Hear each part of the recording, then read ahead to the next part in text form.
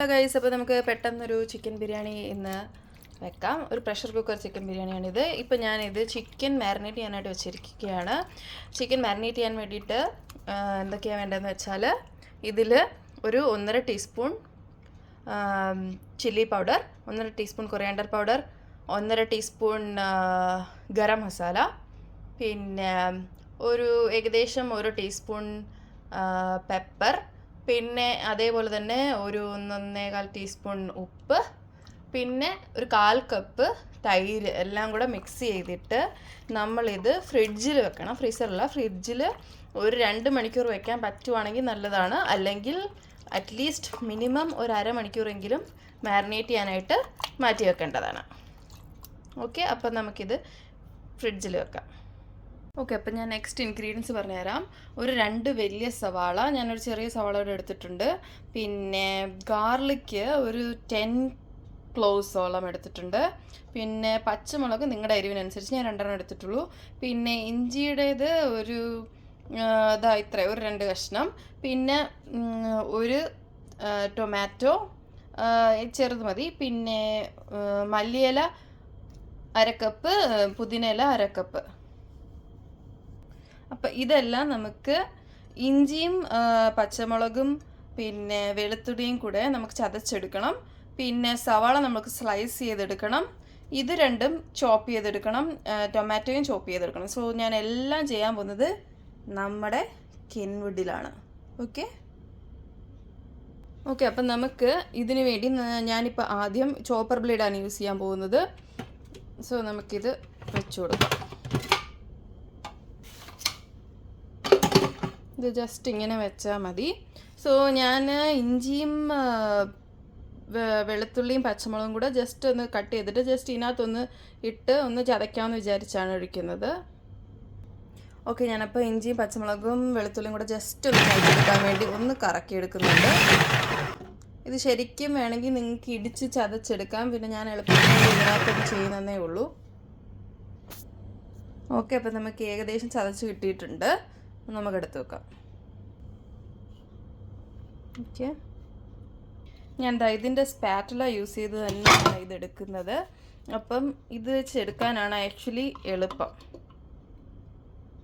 Okay, next നമുക്ക് same blade വെച്ചിട്ട് തന്നെ നമ്മുടെ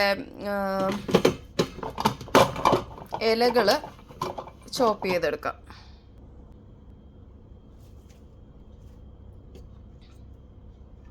നമുക്ക് ഇലകൾ ഞാൻ 2 ഒരുമിച്ചിട്ട് തന്നെ അരയ്ക്കാമെന്ന് വിചാരിച്ച്. ഏതായാലും ഒരുമിച്ചിടാനുള്ളതാണ്. അപ്പോൾ അതുകൊണ്ട് 2 കൂടെ ഒരുമിച്ചിട്ട് തന്നെ ചോപ്പ് ചെയ്ത് വെക്കാമെന്ന് വിചാരിച്ചു.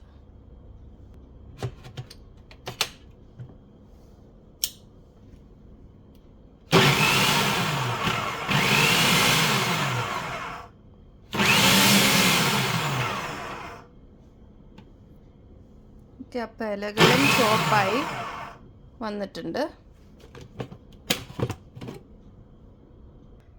നെക്സ്റ്റ് നമ്മുടെ തക്കാളി ഇവിടെ ചോപ്പ് ചെയ്തെടുക്കുകയാണ്. അത് ഞാനൊരു 4 പീസ് ആക്കിയിട്ടുണ്ട്. ഓക്കെ,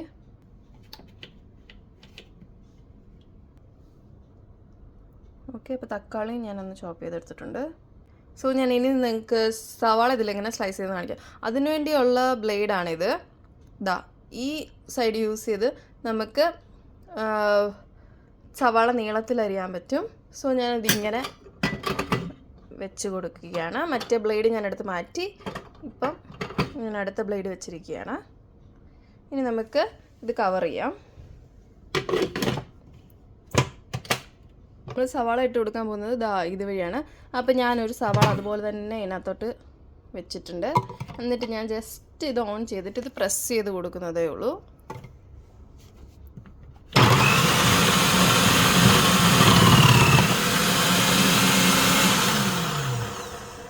ഞാൻ കാണിച്ചു തരാം. സവാള സ്ലൈസ് ആയത് കണ്ടോ?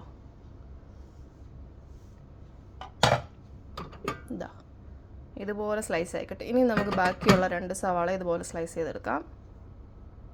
ഓക്കെ, അത്യാവശ്യം വലിയ സവാള ആണെങ്കിൽ മാത്രം ഞാൻ ഒന്ന് 2ആയിട്ട് കട്ട് ചെയ്ത് ഇട്ട് കൊടുക്കാം.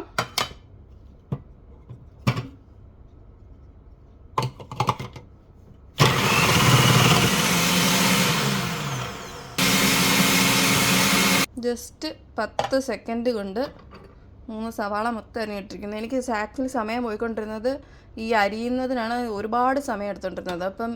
ഇപ്പം ഇതുള്ളത് കൊണ്ട് എനിക്ക് ജസ്റ്റ് 10 സെക്കൻഡ് കൊണ്ട് എല്ലാം അരിഞ്ഞ് കിട്ടുന്നത് കൊണ്ട് എളുപ്പം കുക്കിംഗ് കഴിഞ്ഞിട്ട് അടുത്ത പരിപാടിക്ക് പോകാം. ഇതെന്ത് നൈസായിട്ടാണ് സവാള അരിഞ്ഞ് തന്നേക്കുന്നത് നോക്കിക്കേ.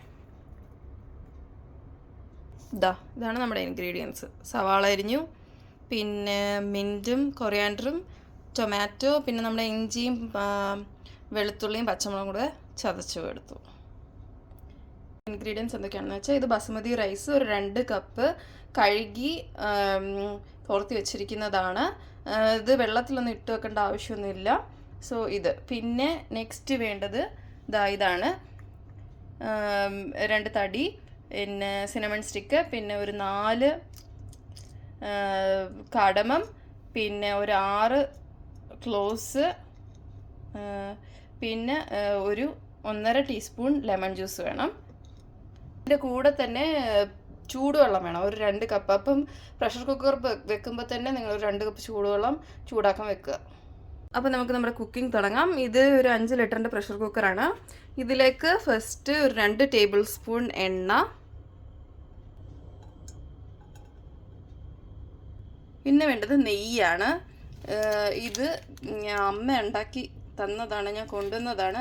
നമ്മൾ വീട്ടിലുണ്ടാക്കുന്ന നെയ്യും മേടിക്കുന്ന നെയ്യും തമ്മിൽ നല്ല വ്യത്യാസമുണ്ട്.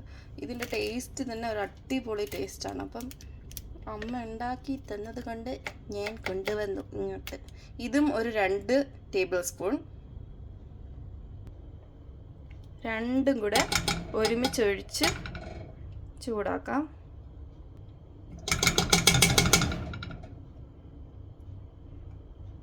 ഓക്കെ, അപ്പോൾ എണ്ണയും നെയ്യും ചൂടായിട്ടുണ്ട്. ചൂടായി കഴിയുമ്പോൾ ഇതിലേക്ക് നമുക്ക് നമ്മുടെ സിനമൺ സ്റ്റിക്ക് ഇട്ട് കൊടുക്കാം. പിന്നെ ഏലക്ക 4 എണ്ണം, പിന്നെ നമ്മുടെ ഗ്രാമ്പു ഒരു 6 എണ്ണം. ഇതൊരു 10-15 സെക്കൻഡ് ഇങ്ങനെ ഒന്ന് മിക്സ് ചെയ്ത് കൊടുക്കാം.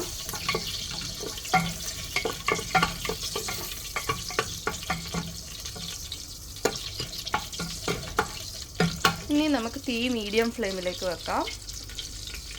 ഇനി നമുക്ക് നമ്മുടെ സവാള ചേർത്ത് കൊടുക്കാം.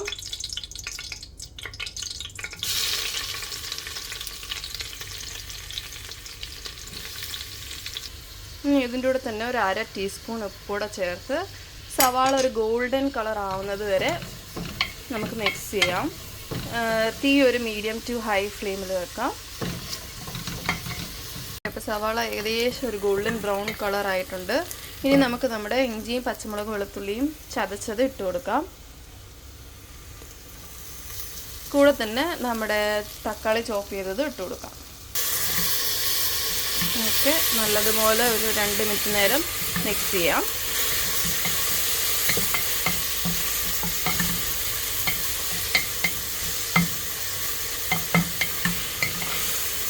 തീ നമുക്ക് മീഡിയം ഫ്ലെയിമിലേക്ക് വെക്കാം.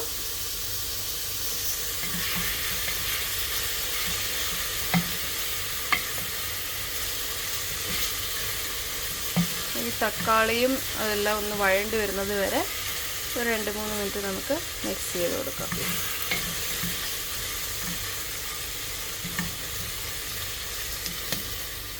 ഓക്കെ, 2 മിനിറ്റ് ആയിട്ടുണ്ട്. ഇനി നമുക്ക് നമ്മുടെ മാരിനേറ്റ് ചെയ്ത ചിക്കൻ ഇതിലേക്ക് ഇട്ട് കൊടുക്കാം.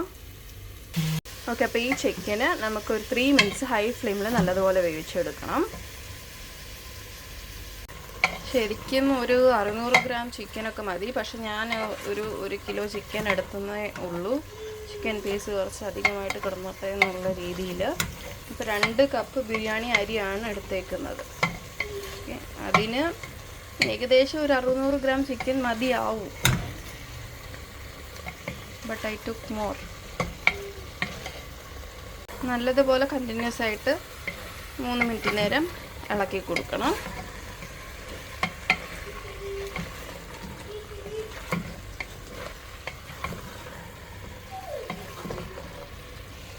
പിന്നെ ഈസി ആയിട്ടുള്ള റെസിപ്പീസ് മാത്രമേ ഞാൻ ചാനലിൽ ഇടാറുള്ളൂ. കാരണം ഞാൻ അതേ ഉണ്ടാക്കാറുള്ളൂ.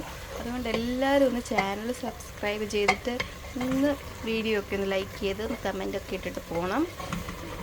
ചുമ്മാ ഒന്ന് എൻകറേജ് ചെയ്യാൻ വേണ്ടിയിട്ടെങ്കിലും ഇത് സബ്സ്ക്രൈബ് ചെയ്തിട്ട് പോകണം.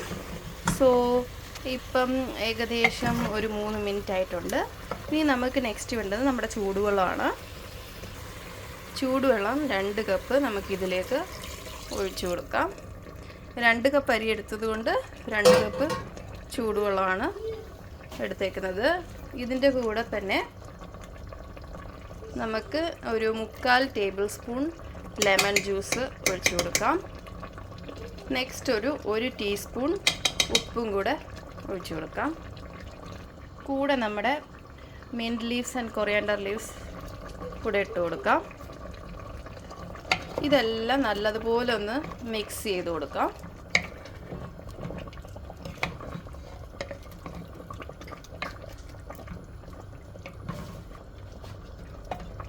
എല്ലാം നല്ലതുപോലെ മിക്സ് ചെയ്തിട്ടുണ്ട്.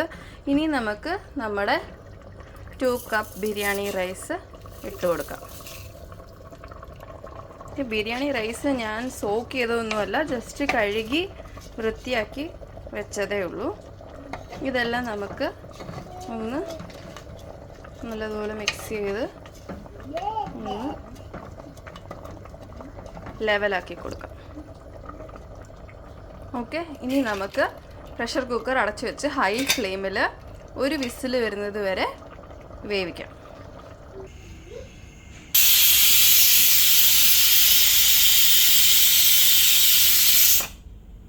അപ്പോൾ നമ്മുടെ വിസിൽ വന്നിട്ടുണ്ട്. ഇനി നമുക്ക് 20 മിനിറ്റ്സ് ഫ്ലെയിം ഓഫ് ചെയ്തിട്ട്, ഇപ്പോൾ ഫ്ലെയിം ഓഫ് ചെയ്തിട്ട് ഇനി 20 മിനിറ്റ്സ് അതുപോലെ തന്നെ റെസ്റ്റ് ചെയ്യാൻ വെക്കാം. അത് കഴിഞ്ഞ് തുറന്ന് നോക്കാം. 20 മിനിറ്റ്സ് കൊണ്ടുള്ള എൻ്റെ പണിയാണ്. അതായത് രാവിലെ തൊട്ടുള്ള പാത്രങ്ങളുണ്ട്. രാവിലത്തെ ബാച്ച് കഴുകാൻ സമയം കിട്ടിയില്ല, കാരണം ഇന്ന് കടയിൽ പോയി സാധനം മേടിക്കാൻ പോയതുകൊണ്ട് ഇന്ന് സമയം കിട്ടിയില്ല. അതുകൊണ്ട് രാവിലത്തെ ഏടൻ്റെ പാൻ കേക്കിൻ്റെ പ്ലേറ്റ് തൊട്ട് ചായപാത്രം തൊട്ട് എല്ലാം ഇതാ നമ്മുടെ ഫേറിക്കുട്ടി എല്ലാം ഇതുണ്ട്. അപ്പോൾ ആദ്യമൊക്കെ ഞാൻ വിചാരിച്ചിരുന്നു കുക്കിംഗ് ആണ് കഷ്ടപ്പാടെന്ന്. പക്ഷേ ഇപ്പോൾ എനിക്ക് മനസ്സിലായി കുക്കിംഗ് അല്ല, പാത്രം കഴുകൽ ആണ് കഷ്ടപ്പാട്. ഇനി ഒരു ഡിഷ് വാഷറിൻ്റെ കുറവും കൂടെ ഉള്ളൂ. അതും കൂടെ ഓക്കെ ആകുമ്പോൾ എല്ലാം ശരിയാവുമെന്ന് തോന്നുന്നു.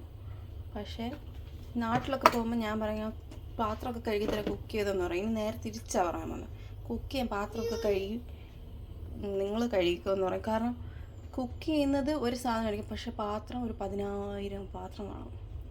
ഇതാണ് പ്രോബ്ലം. ഓക്കെ, അപ്പം ഞാനൊരു 20 മിനിറ്റ്സ് പാത്രം കഴുകാൻ പോവുകയാണ് ഗൈസ്. പാത്രം കഴുകി വലത്തെ കൈ വേദന ആയതുകൊണ്ട് ഇപ്പം ഞാൻ ഇടത്തെ കൈക്ക് ട്രെയിനിങ് കൊടുത്തുകൊണ്ടിരിക്കുകയാണ് പാത്രം കഴുകാൻ വേണ്ടിയിട്ട്.